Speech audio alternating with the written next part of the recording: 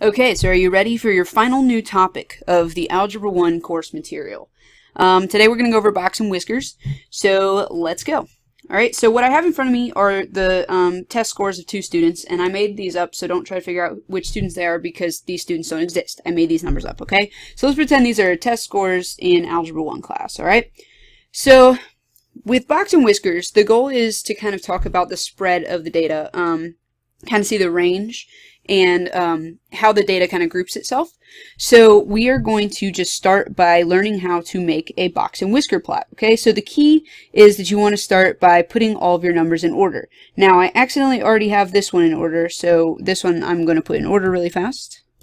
And now that it's in order, we can go ahead and start doing stuff to it, okay? So remember back when we started talking about standard deviation and stuff, you know, we talked about the measures of central tendency, which were the median, the mean, and the mode.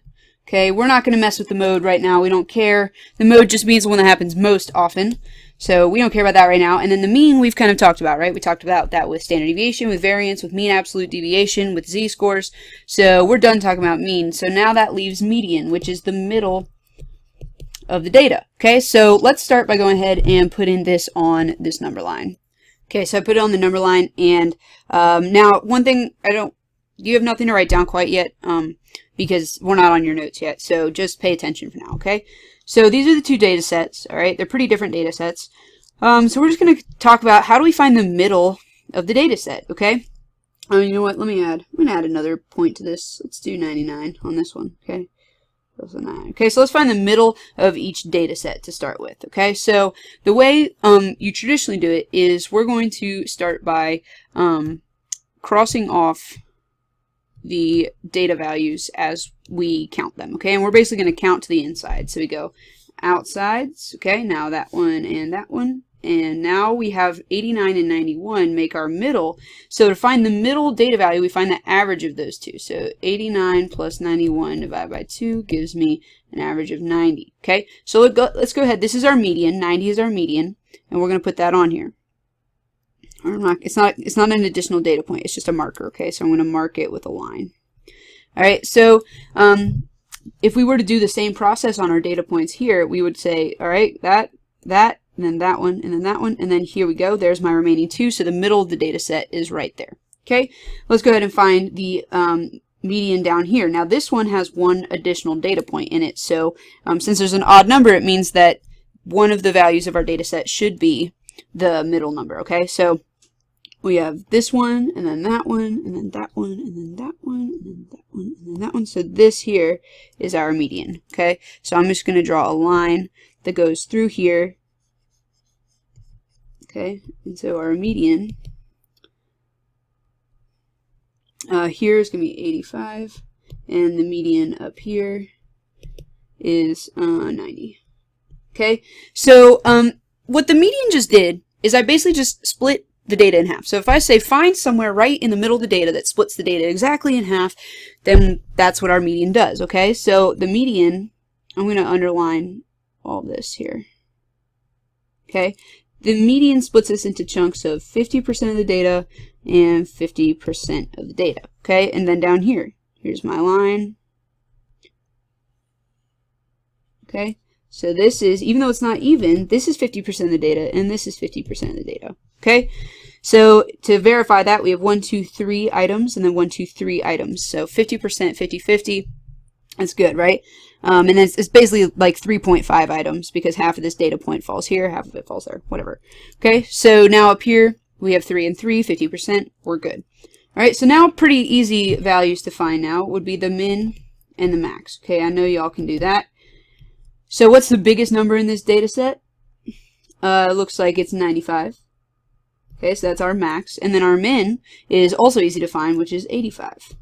Okay. So I'm going to use a min and a max color.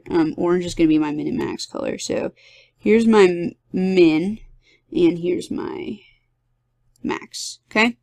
So between the min and the max, 100% of the data is within there, right? It's the lowest possible value and the biggest possible value. So 100% of the data is between the minimum and the maximum, which makes sense because the median splits it into two 50% chunks, And so then 250% gives us 100%. Okay, so we have the min and the max, and here our min is going to be 81, and our max is going to be 99. Okay, so if I were to draw in my min, there's my min, here's my max, okay, and here's the whole thing here. Okay, so now what I want you to do, so this is 100% of the data is there. 100%.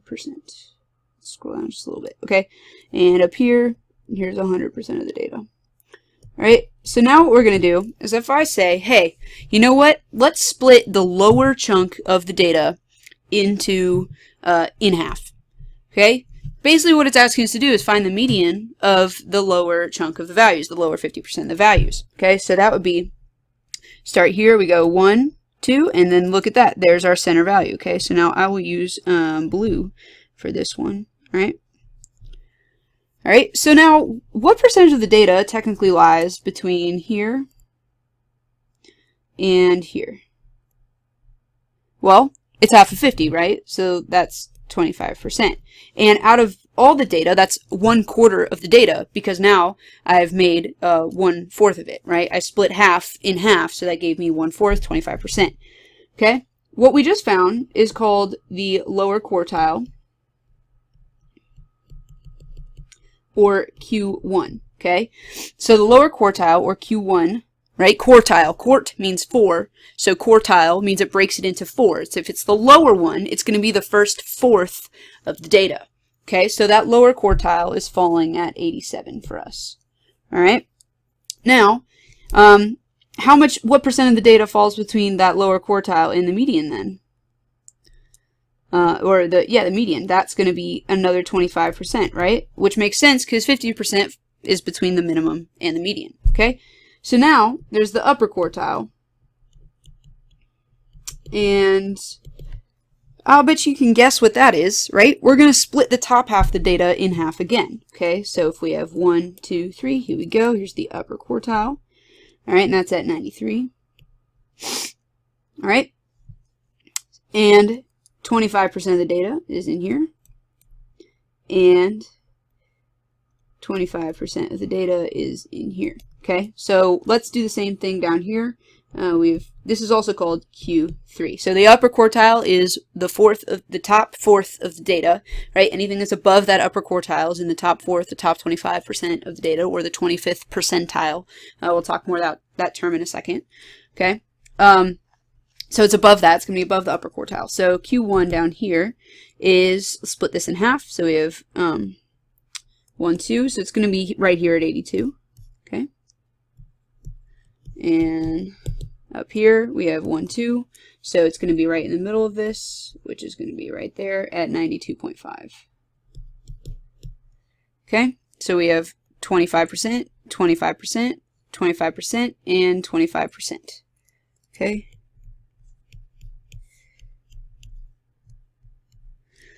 All right, so now what we want to do is we want to find what's the range of this data, right? How far apart are the biggest value and the lowest value? Okay, and that's pretty easy. All we have to do is subtract the top minus the bottom. So the range is the amount of space that our data set covers, right? So ours goes from 95 down to 85. Okay, so our range is 95 minus 85, which gives us 10. And down here, the range is going to be 99. So it's our max minus our min. Basically, that's all it is. So 99 minus our minimum, which is 81, which is going to give us 18. Okay, so our range is 18. So that means that we have, down here, we have 7 data points that span a range of 18. And up here, we have 6 data points that span a range of 10. Okay, all right. Now, the last term that we need is the IQR, okay? And the IQR means interquartile range, okay?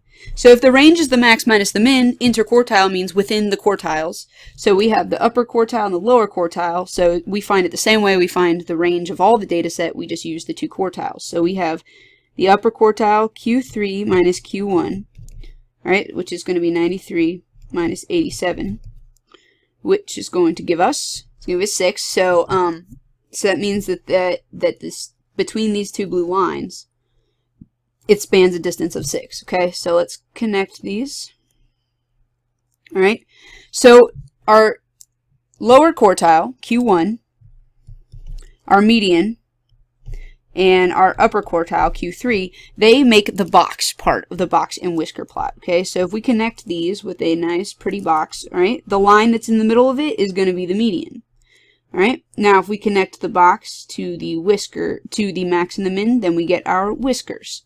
Okay, so what this means is there's 25% of the data in here, 25 in here, 25 in here, and 25 in here.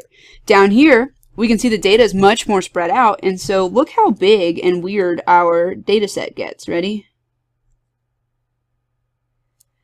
All right, there's that, and then let's draw our whiskers in. There's our whiskers, okay? So we have 25% of the data in here, 25 in here, 25 in here, and 25 up here, okay? It's this weird breaking it apart, okay? If we were to compare this data set, we could say things like the max for the second data set is significantly higher than the max for the first data set, or the IQR is 0.5 lower than, or sorry, not the IQR, the third quartile is 0.5 lower than it is for data set A, right? Or the median is 5 lower for set B than it is for set A. Or 50% of the data for set B lies between 82 and 93 or 92.5. Okay, so those are lots of observations we can make. So now go ahead, get your notes out and let's fill them in. Sorry that was fast. This is on the channel so you can watch it, okay? All right, so get your notes out. Here we go. All right. So it shows the distribution, the range, or the distribution of the data. Okay. So the quartiles, right, divide the data into 4 equal parts. All right. So here's your lower quartile, like I talked about, Q1, here's Q3, all right, and your median. So between those, you divides the data into 4 equal parts. 1, 2, 3, 4. Okay, the quartiles and your median divide it into 4 equal parts. Okay, the interquartile range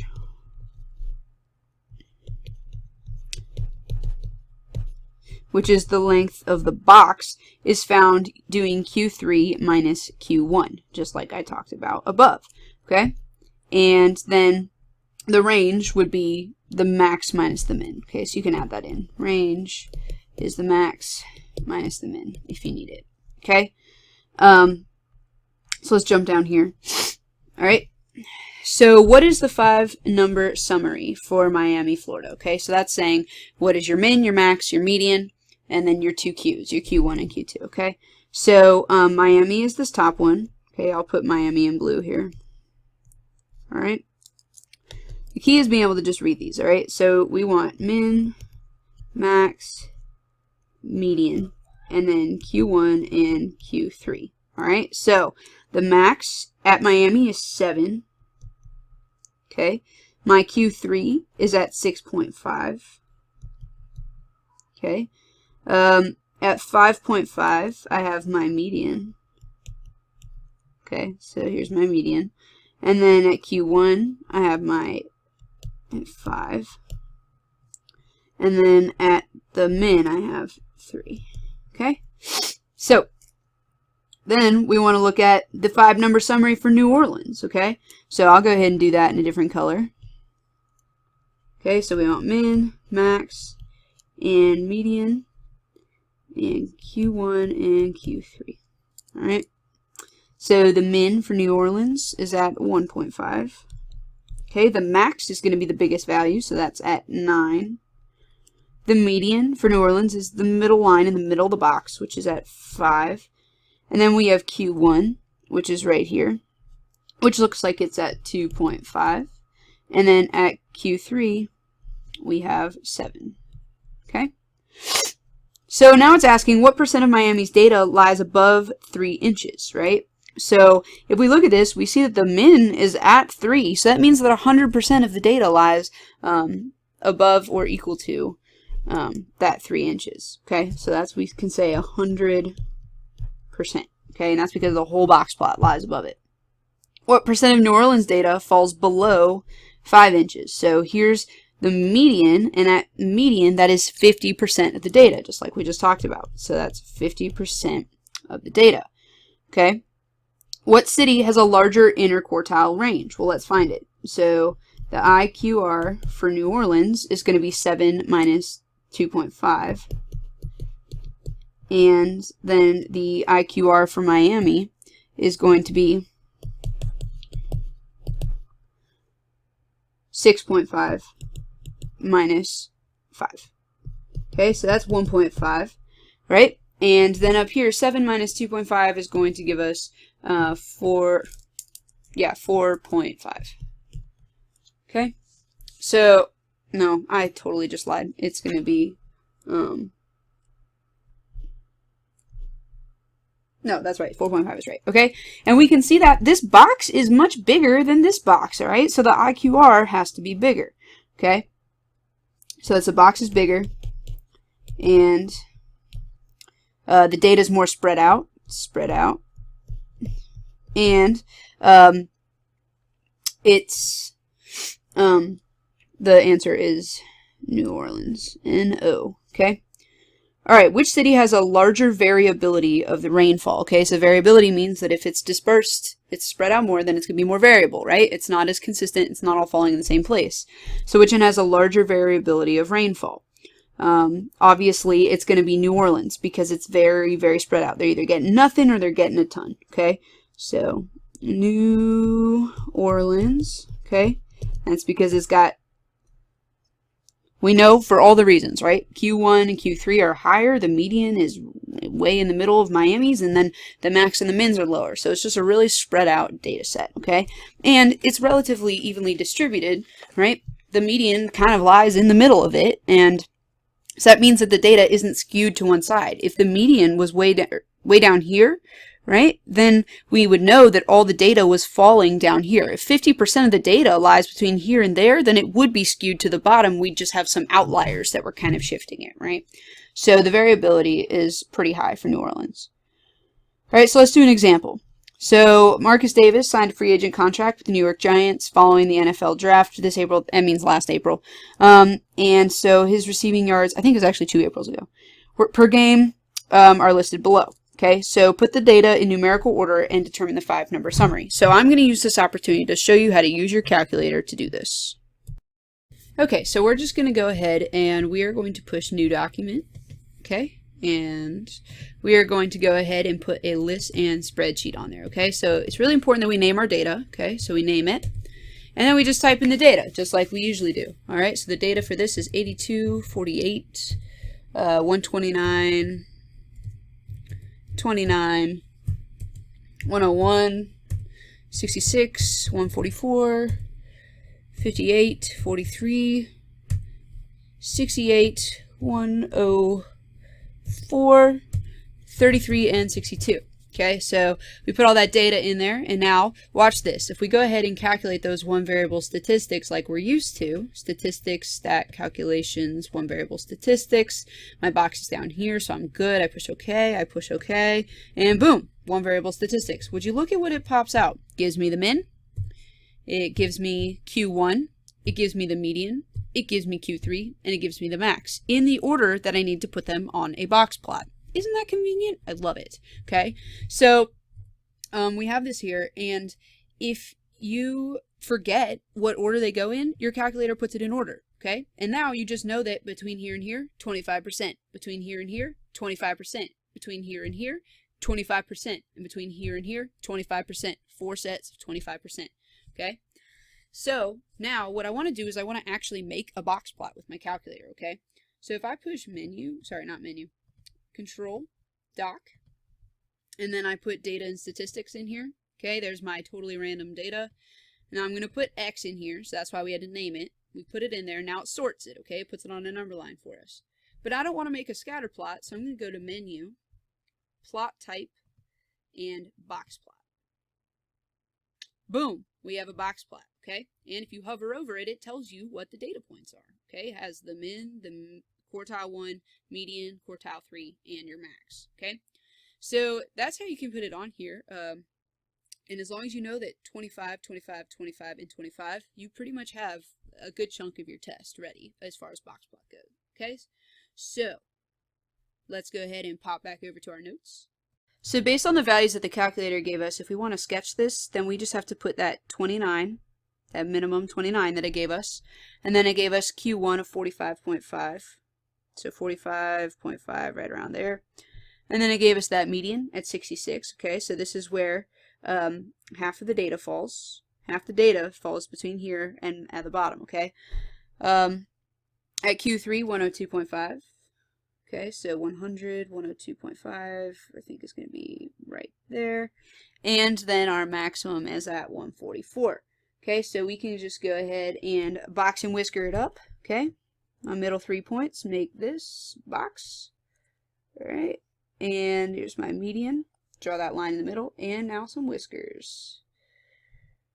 All right, got some whiskers. Okay, so there's my box and whisker plot for it, no problem, right? So we could label those if we wanted to. I don't really care right now, so I'm going to move on. All right, so now we're going to compare two data sets together using these box and whiskers, okay? So I'm going to just make the box plot for you, and then, because that's going to be the more important part, all right? I trust that you could go back, rewatch this, see it on your calculator again, and plug it back in to get the Q1 and things like that, but I'm going to go ahead and just do it on the calculator right now, okay? So off of my calculator, I got that the min is 7. His Q1 is 8. His median is 12.5. 12, 13, 12.5. His Q1 is 18. And his maximum was at 29. Okay. Alright, so I'm going to go ahead and draw my box and whiskers. Okay, so my box is here. My whiskers and my whiskers. Okay. And then the next question is going to ask us to, I don't need to write those in. The next question is going to go ahead and ask us for the box and whisker plot for the next season, his sophomore season, okay? So I'm going to go ahead, pause the video now. I'm going to plug it into the calculator and put it up on the screen. Okay, so my calculator gave me that his minimum was 3. During his sophomore season, which is this, I'm talking about this data set right here. Okay, so this is 2012. I wrote down your numbers for you, and then this is the sophomore season right here. Okay, so his minimum was 3. His lower quartile was 8. Okay, then 11 was his median, and then 12.5. So I'm putting them on the same number line so I can compare them, right? So his upper quartile was 12.5, so 13, 12.5, okay? And his maximum was 18. All right, so if we go ahead and connect the dots here. All right, drawing our median, make some whiskers. Now we can make some observations about the two data sets combined, right? So if we were to compare this, first off, we could say, well, the range, he had some games where he barely ran at all, and he had some games where he ran a heck of a lot. I mean, 29 rushes in a game, especially for a quarterback, is ridiculous, right? So, we can say that. We can say that the middle 50% of the data, I mean, look at this. For that sophomore season, right? He only rushed his upper quartile, so the 75th percentile, 75% of his data fell below 50% of his data for his 2012 season, right? Here's 2012, here's sophomore, okay? So 75% of the data lies in front of this line. So this is 25, 25, 25. So 75% of his rushes, his sophomore, or his rushing attempts, he rushed, compared to here, this is 50% of his data fits within 75% for his sophomore year. So 2012 was a much better year for him, right? We can see that this is much more spread out in here, right? It's fairly evenly distributed. We obviously have this 29 is a huge outlier here, right? Here it's relatively evenly distributed, and his middle 50% of the data is pretty condensed, whereas here his middle 50% is very spread out between 8 and 18. Okay, the IQR is 10 here, right? And then the IQR here is only 4.5, right? So those are some ways we can compare those two box plots. And I think it's a little bit easier if we just start doing some practice problems to see what kinds of things the SOL might ask you about as far as box plots go. So if you scroll down on your page, or me, I had to scroll down. For you, if you just look down on your page, it gives you this data set, right? And it asks, what's the median, right? So it's asking you, what's the middle number? And you can look on here and see that, oh, that's where the median is, the line that's in the middle of the box plot. So the median is 30. Okay, what percent of students in Miss Humphrey's class chose numbers above 15? Okay, so here's 15, right? So what's above 15 is my first quartile. That means 25% chose below 15, but we want to know above 15. So if this is 25% of the data in here, how much is out here? 25, 25, 25. That's 75% of the data chose above 15. Okay? Is it possible to determine from the box plot whether one of the students chose the number 27? And the answer is it's not possible, right? We don't know how many kids are in this class, I don't think. Oh, there's 21 students, right? But we don't know that necessarily somebody chose 27 in here. I mean, all of these people could have chosen the number of 20. We don't know. The box plot hides that information, but it does show us well where the different chunks of 25 sit, okay? So the answer to number 3 is no, can't see individual data points, right? And if it's going too fast for you guys, I'm going to put my filled-in copy up on Google Classroom, so don't worry, okay? Is it possible to determine from the box plot whether one of the students chose the number 4? And again, we can actually tell that they didn't choose number 4 because our minimum right here is 5. So nobody chose 4 because that's below 5, but 5 is the minimum, okay? So we know that they didn't. So it is possible. Yes, it's possible because we know the min is 5. Okay, so in 4 we can't choose something that's below that. Okay, so is it possible to determine whether one of the students chose the number 30? Let's go ahead and look. Yeah, somebody, well, it's not technically possible, and here's why. 30 might be the median, right? 30 is something that's on, it's the 50%, it's the middle marker. But if you look all the way up to this first data set that we had, here's our median. Look what the median does. It doesn't hit any of the points, right? And if there's an even number of people in the class, then that's true. We can't know for sure. But look at Miss Humphrey's class. There's 21 students in the class, okay? If there are 21 students, we know for a fact that the median has to be a data point, okay? So when there is an odd number of elements in data set, median is one of the points. Okay, so when there's an odd number, the median is one of the points in the data set. Okay, so because the median is 30 here, and there's an odd number of people, we know that yes, somebody chose 30. Okay.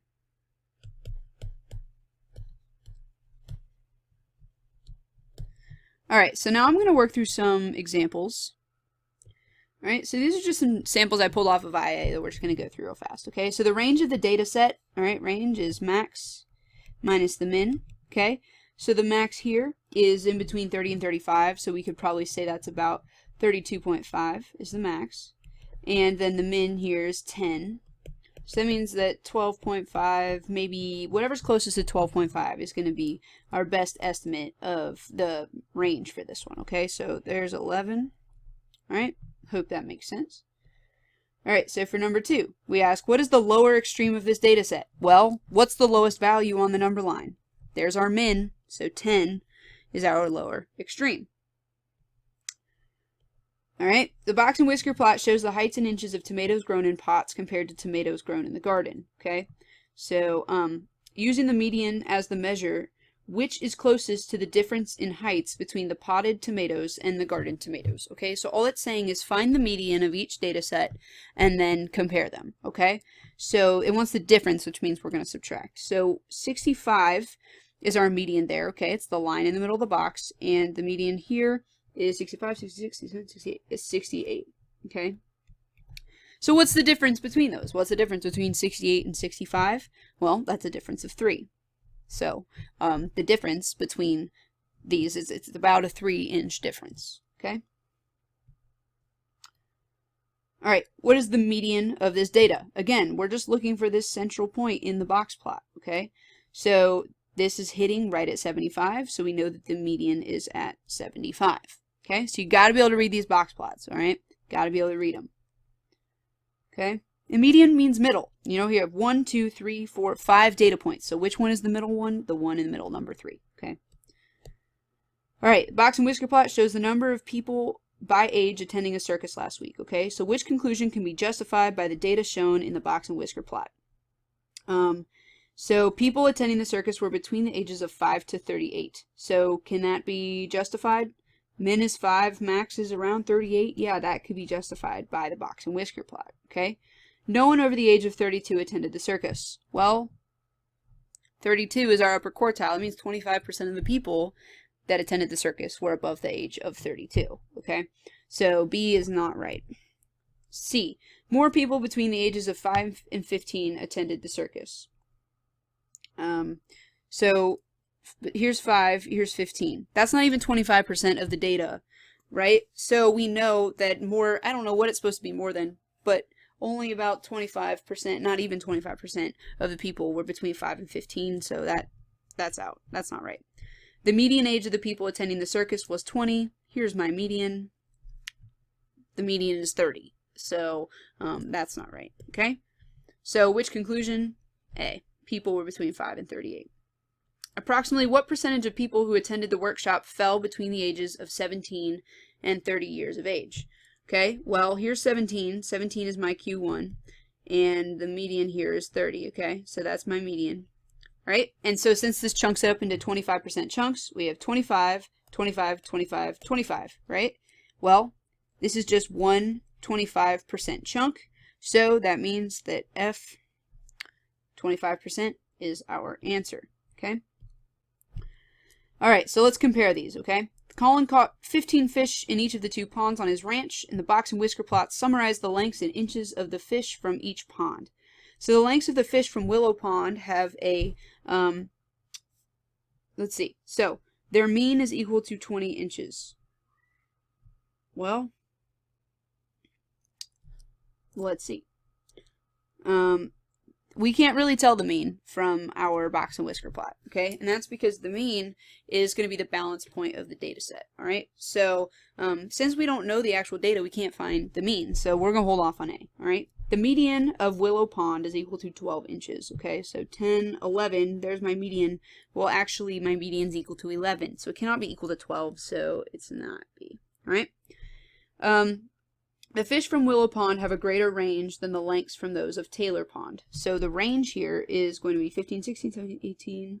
So it's going to be 18 minus 5. So the range is 13. Okay? And then we have 25. So Taylor Pond, it has a range of 15. Okay? So obviously it doesn't have a greater range than Taylor Pond because it has a range of 13, which is lower than 15. So it's not C. All right? And the lower quartile is equal to the lower quartile for Taylor Pond. So here's my lower quartile, here's my lower quartile. This one's 9, this one's 9. They're the same, they're equal to one another. D is the answer, okay? So the key to A is that you can't find the mean from the box and whisker plot. You don't know the data values. You don't know what the average of them is, okay? All right, what is the median of this data set? So again, look for the line. What's that at? That's at 30. We're done. All right, number of skiers on a ski slope are listed below. Which number is the most likely, is the arrow most likely pointing? All right, so if we were to put these in order, you could put them in your calculator and wait for it to give you the median. It's pointing at the median, so it's asking you for the median of the data set, okay? So you can either put it in your calculator, let it give it to you, or you can say, put it in order. We have 40, 42, Alright, then it looks like 48 comes next. And then 50, 50, and 65. 50, 50, oops, 60, and then 65. Okay, so now what we're going to do is count to the middle. So 40, 65, 42, and 60, 48, and 50. So 50 is the median, which means that this arrow is pointing to 50. Okay? Now look at this box and whisker plot. What is the range of the data? Max is 80, min is 20, 80 minus 20 equals 60, so the range is 60. Okay? What percentage of people who attended the workshop was above or equal to 5 years old? So 5 is the lowest number, which means that 100% of the people were either 5 years old or older. Okay? So that's 100% of the people were either 5 years old or older. Alright. Okay, the male and female teachers at a school recorded the number of years they have been teaching at the school. So, the median, we're just going to, it's asking for the false statement, so make sure you read carefully, okay? The median number of years for teaching for female teachers is 2 less than the median for male. So the median for teachers, female teachers, is 10, and the median for male is 12. Okay, so that's a true statement. All right, the median for teaching for female teachers is 2 less than the median for male teachers. So that's wrong because it's a true statement. Okay, the teacher with the least number of years teaching is female, and that's true. She has 3 years of teaching experience, and so the lowest for males is 5. Okay, so that's also true, so we can cross it out. The range in years of teaching is greater for male teachers than it is for female teachers. Well, we have 25 minus 5, so the range is 20, and females are 24 minus 3, so 21. The range for females is actually bigger than the range for males, so that one's going to be true because the statement is false, right? And just to check J, the difference in the maximum number of years teaching for a male and female teacher is 1, and that is true, right? We have 25 and 24, and the difference is 1. So then J can't be true because it's a true statement. Or J can't be the answer because it's a true statement. Okay, the box and whisker plot shows the ages of employees at a local company. What is the apparent upper quartile of this plot? So min, Q1, median, upper quartile. Between 40 and 45, and so my only answer choice that is between 40 and 45 is 42, so we're good there. Alright. Based on the data in the box and whisker plots, which statement is true? The range of boys' heights is greater than the range for the girls' heights. So that's not true. We can look at that. We don't even need to calculate that. We can see that the max is lower than the girls' max, and the min is higher than the girls' min, so that means the range, the plot itself is smaller, so the range is smaller for boys, so we're gonna cross that one off. The median height for girls is greater than the median height for boys. Also not true, because the boys' median height is higher on the number line. Okay, so that's not true. The tallest student in the class is a girl. That's true, right? The max here, this is the max, and all of these kids are in the same class, so this girl is the max. So, yeah, the tallest girl is the max, all right? The shortest student in the class is a boy. That's not true because here's the shortest student at 55 inches. That would be the shortest student, okay? We're almost done here. All right, come on now. We can do it. All right, last question. These are the box and whisker plots of 4 different groups of test scores. Which has the greatest range, okay? So what you're looking for is biggest minus lowest, all right? Well, here we have a 97. You can kind of ballpark it, right? It's much higher than all these other ones, okay? And then the lowest here is about a 53, okay? So here we can see this one is definitely smaller than this one, all right? And they're definitely smaller than that one too, right? Because their lowest ends are all about at the same place as the fourth one, answer choice D.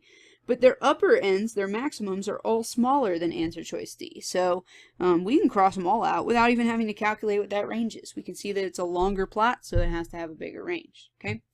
So sorry I just sprinted through that. I wanted you guys to have time to practice on your own. Yeah, go ahead. Do a great job. Practice now with your friends.